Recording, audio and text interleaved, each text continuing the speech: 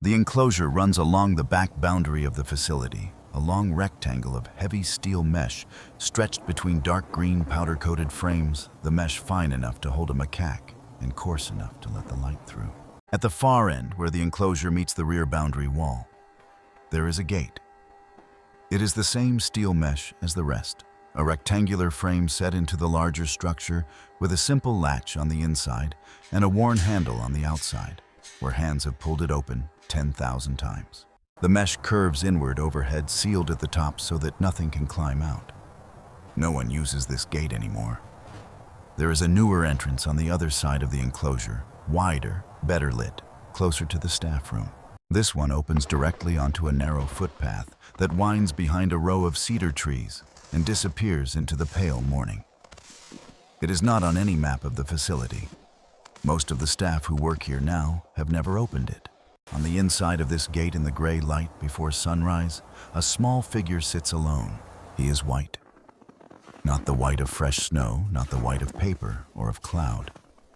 A deeper white, almost translucent in the early light, like something that was meant to be another color, and simply never arrived at it. His eyes are a soft, faded pink. His fur is fine and still undisturbed by the cold. He is sitting with his back against the gate frame, his face pressed lightly into the mesh, looking out through the steel squares toward the footpath beyond. He does not look around. He does not call out. He does not move. He faces the footpath behind the cedar trees, the place where the dark is last to go in the morning, and he watches it the way you watch a door you know will open. The security guard on the morning shift noted it first on the third day.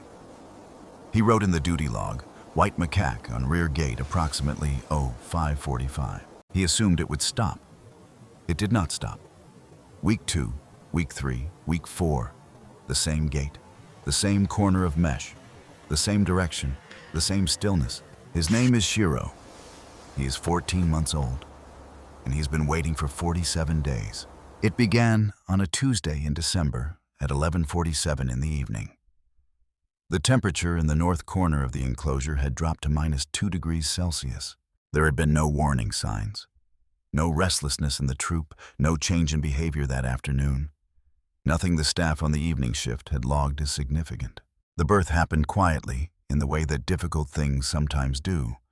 The night attendant found the infant in a pile of damp straw near the base of the rear wall. He was the size of 2 closed fists placed side by side.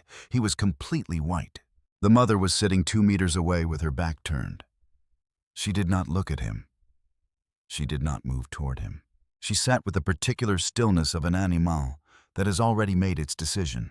In Japanese macaques, albinism is not simply a matter of appearance. The troop responds to difference before it understands it. What they do not recognize, they do not protect. What they do not protect, they do not keep. The night attendant understood this when he saw the mother sitting with her back turned. He called the duty veterinarian. He was told to monitor until 2 a.m. If the mother had not approached by then, they would intervene. He sat down on the concrete floor, his back against the wall, and he watched. The infant's breathing was audible in the silence. Short and stuttered at first, like something searching for a rhythm it had not yet found. At 2 a.m., the mother had not moved. The duty veterinarian authorized intervention. The night attendant who made the call was not the one who stayed. Haru stayed. He was 23 years old. It was his first year at the facility. He had no particular reason to stay past the end of his shift. He stayed anyway. He lifted the infant with both hands, the way he had been shown in training, supporting the spine and the base of the skull.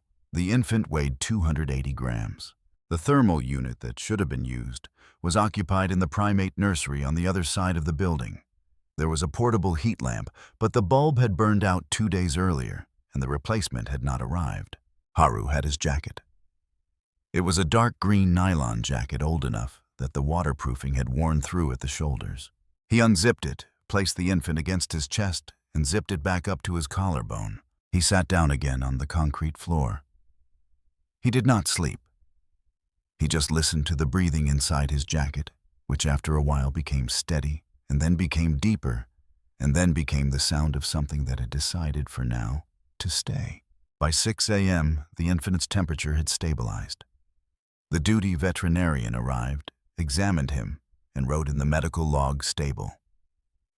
Intervention successful. Albino male, approximately term weight 280 grams. Prognosis uncertain. Haru went home at 7, slept for 4 hours, and came back. He was not scheduled.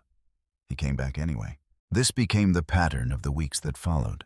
Haru was not officially assigned as the infant's primary keeper. The facility did not work that way.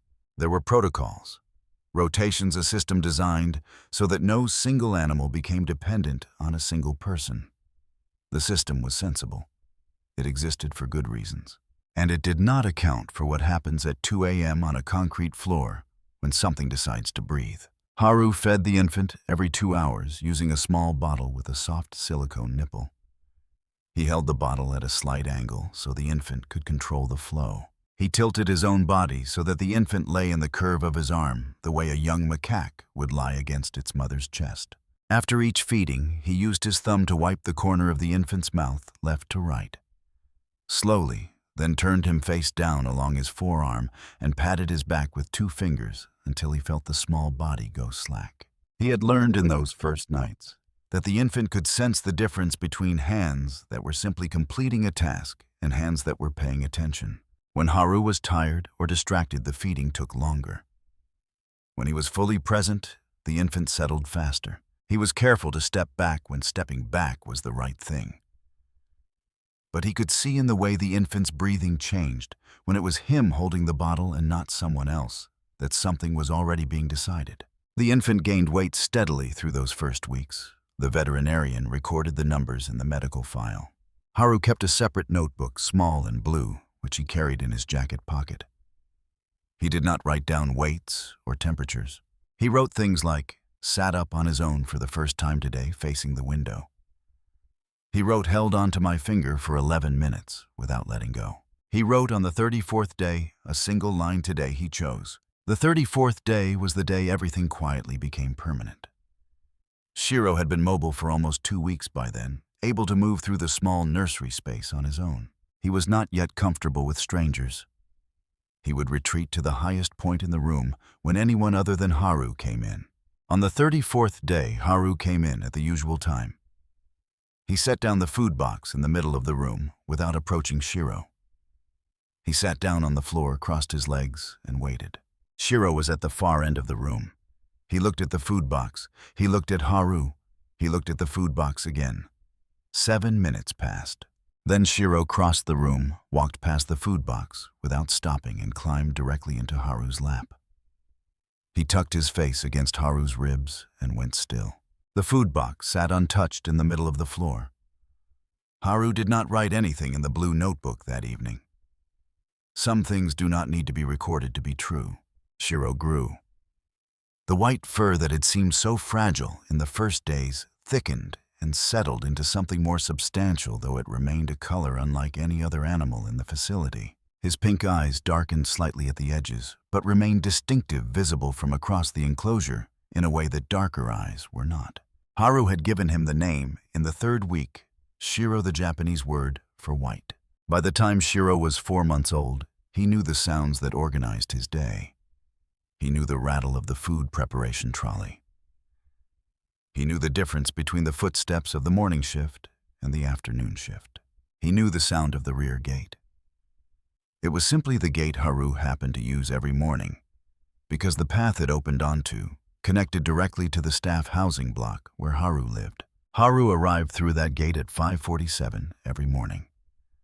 The gate had a particular sound, a low metallic ring as the frame swung open on its hinges, and a shorter, sharper click as the latch dropped back into place. Shiro began moving to the far corner of his enclosure each morning, the section of mesh nearest the rear gate, closest to the direction of that sound.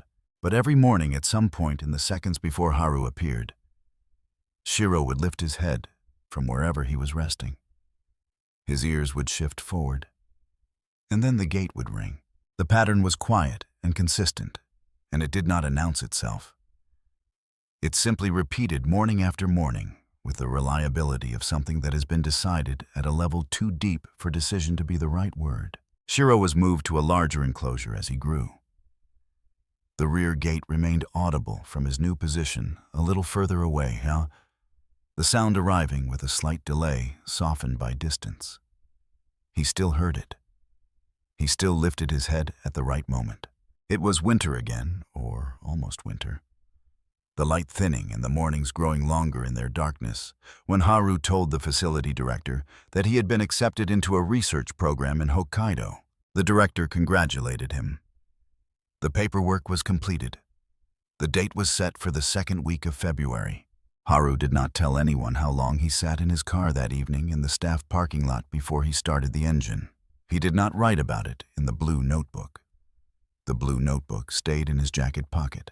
On his last morning, he arrived earlier than usual. The rear gate creaked at its usual pitch, but it was not yet 5:47. The enclosure was still in its pre-dawn quiet. Haru came in and sat on the floor in the middle of the room, as he had on the 34th day. Shiro came to him immediately this time, without hesitation, without the 7-minute consideration. He had learned over 14 months that there was no reason to wait. They sat together for a while. Then Haru did something he had not done before. He took off his jacket. He unzipped it, slowly pulled his arms through the sleeves and folded it. He folded it carefully into a flat rectangle, smoothing the fabric with both hands, pressing the creases flat. He carried it to the corner of the enclosure where Shiro liked to sleep in the afternoons and placed it on the floor. Shiro watched each of these movements. He watched the jacket go down into the corner. He watched Haru stand up, brush off his knees, and walk to the door. Haru did not look back. He said afterward that he had not dared. The jacket remained in the corner of the enclosure for 3 weeks. The other keepers worked around it. No one said anything. No one moved it. It would not have felt right. Mi came in the second week of March. She was 27 years old, and she had worked with primates for long enough to know that the paperwork and the animal in front of you were usually 2 different things. She had read Shiro's file before she arrived. She knew the basics. Albino male, 14 months old, hand-reared from birth mother. Abandoned, no significant health history, no record of aggressive behavior. She had worked with hand-reared animals before. She knew the particular way they attached the particular gaps they left behind when their primary person was gone. She thought she was prepared. Shiro ate normally in the first week. He did not display aggression. He did not refuse to engage. He simply did not see her. It was not avoidance, not the low crouch and sideways glance of an animal that is frightened. He looked through her, the way you look through a window at something on the other side. She was part of the room to him. Part of the furniture of a place that still contained somewhere in its air and its routines the presence of someone else. She noted this in her observation file without drawing conclusions. She had learned over the years that the conclusions came when they were ready. In the second week after Haru's departure, the security guard on the morning shift brought her his duty log. He had been writing the same note for several mornings. White macaque on rear gate 0551. She went out the next morning at 5:30 and stood in the yard. The frost was still on the ground. Her breath came out in a slow, continuous cloud. Shiro was already at the gate when she arrived. He was sitting on the ground, pressed against the inner frame of the mesh gate, his face turned outward through the steel squares toward the footpath. He was completely still. In the early light, with the frost on the ground and the mist still sitting in the low places of the yard, he looked like something that had grown there, like moss growing at the base of a fence post, like a pale stone the frost had not touched. She stepped into the space between Shiro and the gate. His eyes did not adjust to her. She moved to one side. His gaze returned through the mesh to the footpath. She walked back inside. The following morning, she placed a padlock on the chain that secured the rear gate. She went out later that afternoon. Shiro had eaten nothing. He sat in the far corner of his enclosure with his face pressed against the mesh toward the outer wall. She removed the padlock the next day. The following morning, he was at the gate before she had finished her tea. She set up a small camera on a tripod in the corner of the yard, angled to catch both the gate and the enclosure platform. She told herself she was gathering data. She was also beginning to feel something she recognized from certain cases she had worked over the years. The quiet, particular ache of an animal in a kind of grief that has no language and no resolution. The video was posted by one of the junior staff, a young man who had come in early one morning and found himself standing in the frost looking at something he did not know how to describe. He put it up without a caption. It spread in the way that some things do not explosively, but steadily accumulating attention. Over several days, the image of the white macaque on the old gate facing the direction of the sunrise, absolutely still. Me read the comments in the evenings. None of them were right. None of them were entirely wrong either. She had begun by then to review the archive footage. Not the behavior files, not the veterinary records, but the raw security camera footage from the months before Haru left. She watched it in the evenings in the small back office, the footage feeding forward on her laptop screen in the particular flat gray of night vision capture. She was looking for something she could not name. She watched Shiro in footage from months earlier, before any of this had begun to mean anything. She watched the way he moved in the hour before Haru arrived. She watched the way he positioned himself in the enclosure at different times of day. She began to see it. Not dramatically, not as a revelation, but as an accumulation of small, consistent details that only became visible once she knew to look for them. The platform choice, the direction of his rest, the way his ears moved in the gray minutes before 5:47. She had been looking at an animal in grief and reading it as a behavioral anomaly to be diagnosed. It was not an anomaly. It was the most coherent thing he did. On one recording from several weeks before Haru's departure, shot by the wide-angle camera covering the main enclosure and the rear yard, she found what she had not known she was looking for. The timestamp read 5:49 a.m. The yard was dark except for the security lights, which gave everything a faint orange tinge. The rear gate swung open. She heard the creak. She saw Haru come through. Dark green jacket, the hood tucked inside the collar, a container of enrichment materials in his left hand.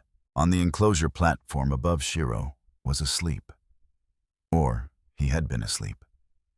In the 2 seconds between the creak of the gate and Haru's appearance in the frame, Shiro's head came up. His ears shifted forward. He was upright before Haru had taken 3 steps into the yard. Haru looked up. He raised one hand in a small wave. Shiro came down from the platform. Me paused the footage. She sat in the orange-gray light of the monitor in the small back office. Outside the yard was dark. The rear gate was invisible from where she sat. But she knew Shiro was out there in the frost, on the crossbar facing the footpath. Haru had walked through that gate at 5:47 every morning for 14 months. Shiro had memorized the sound of it the way he had memorized nothing else. He was not watching the sunrise. He was not waiting for a season or an omen. He was waiting for the creak of a gate and the person who had always come through it. That person had not come through it in 47 days. The next morning, May went to the rear gate at 5:30. She had no food with her, no clipboard, nothing in her hands. She had just her coat and her breath and the silence of a yard that was not yet awake. She opened the gate from the outside. She heard the creak, familiar to her now, in a way it had not been 3 weeks earlier. She stepped into the opening and stood there. Shiro was on the crossbar above her. He was looking at her. She looked back. After a few minutes, she stepped through and walked inside. She did this 3 mornings in a row. On the 4th morning, she stepped through and walked toward the building without looking up. But when she reached the door to the inside corridor and paused with her hand on the handle, she turned back. Shiro was still on the crossbar. But his head was turned. He was watching her. She stood still for a moment. Then she went inside. She sat with this for a day before she called Haru. She sent him the footage first, the 5:49 clip, the one with the gate creak and the 2 seconds between the sound and Shiro sitting up. She did not add a message. He called her 4 hours later. She could tell from the way he spoke that he had watched the clip more than once. She told him what she had observed over the past 7 weeks. The gate, the direction, the exact hour, the 47 days of waiting. He was quiet for a long time after she finished. When he spoke, he said that he had walked through that gate every morning for 14 months and had not thought Shiro was paying attention to it specifically. She told him that Shiro had been paying attention to everything. He asked if it would help if he came back just once, not to reclaim anything, just to let Shiro see that he was still there. She said she thought it would. The arrangements were made. He would come on a Thursday early before the main shift began. He arrived the evening before and slept in the staff accommodation. May met him in the corridor at 5:15. He was wearing the dark green jacket. She noticed this and did not say anything about it.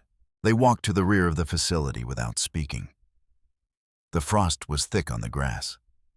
The security lights made small orange pools in the dark.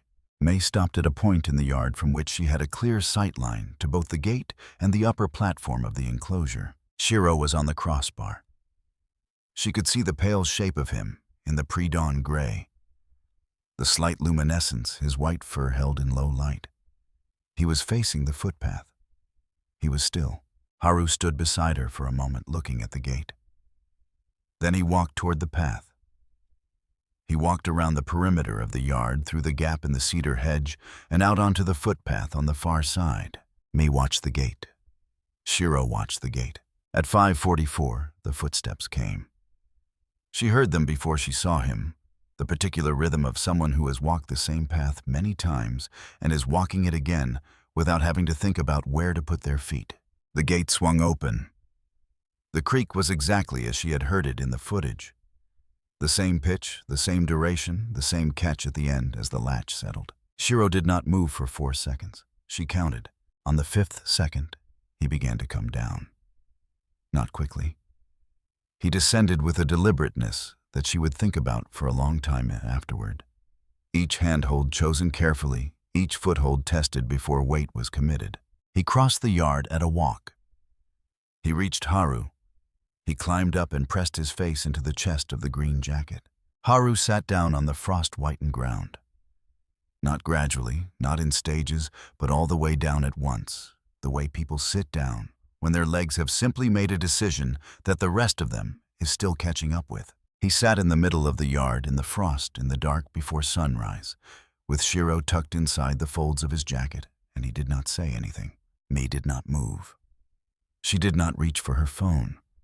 There was a quality to the silence of those minutes that she felt she should not interrupt. It was not a silence that belonged to her. The sky began to lighten.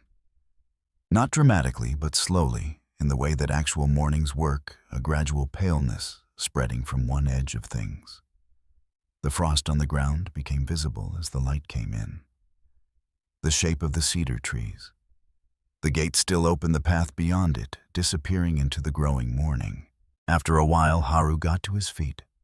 He did it slowly, keeping Shiro balanced on his forearm, moving with the care of someone carrying something that cannot be set down carelessly. He walked toward May. He stopped 3 steps away from her. He did not extend his arm toward her. He did not make any movement of transfer. He simply stood there with Shiro on his forearm and waited. Shiro looked at Haru. Shiro looked at May. The space between one and the other was very small. 3 steps. A cold morning. 47 days. 14 months. 15 seconds passed. She counted those 2. Then Shiro looked at Haru once more and stepped off. He placed his hind feet on the ground between them and stood for a moment freestanding in the frost facing her. She did not bend down. She did not reach out her hand. She had learned in those weeks of standing at the gate in the early mornings, with nothing in her hands, that the most useful thing she could offer was the simple fact of her presence without demand. She stood still. Shiro walked 3 steps forward. He placed his hand on the toe of her boot. Just that. Then he sat down next to her foot. Haru turned back toward the gate. She heard his footsteps cross the frozen yard. She heard the creak of the gate opening. She heard the shorter sound as the latch fell back into place. The footsteps went away down the path and were gone. Shiro lifted his head. He looked in the direction of the path for a long moment. Then he looked up at her. She sat down. She sat in the middle of the yard, in the frost, in the place where Haru had been sitting 20 minutes before, and she put her hands in her lap. Shiro watched her settle. He considered the situation for what felt like a long time. Then he walked forward and climbed into her lap and arranged himself there and went still. The morning came the rest of the way in. The frost began to melt at the edges, starting where the first light reached. The cedars stood in a row and did not move. The gate at the back of the yard stood open where Haru had left it. After a while, May reached out and drew it closed. The latch dropped. The sound it made was the same sound it had always made. The next morning, May woke at 4:50. She dressed in the dark and pulled on her coat. She walked out of the staff accommodation in the cold and made her way around the outside of the facility to the footpath behind the cedar trees. She had never walked this way before. The path was narrow, uneven underfoot in the dark, the ground soft in places where the frost had not fully set. The trees made shapes against the paler sky. She passed the place where the path curved, the place where in the footage Haru always appeared in frame, already mid-stride, already committed to the direction of the gate. She understood walking it for the first time why he had taken this route every morning. It was the most direct way. It was quieter than the main entrance. She came to the gate from the outside. She reached for the handle and opened it. The creak was the same. It had always been the same. She stepped through. Shiro was on the crossbar. He was looking down at her. She looked up. She raised her hand in a small wave. Shiro came down. The gate stands at the back of the enclosure. The moss has not been cleared from its posts. The latch is still rust-colored and makes the same sound it has always made. Every morning before the main shift arrives, before the food trolley makes its first round, before the facility is fully awake, Shiro sits on the highest crossbar and faces the footpath. He has always done this. He will probably always do this. But now, when the gate opens, there are footsteps he knows. And the waiting when it ends the same way it always has, with someone coming through.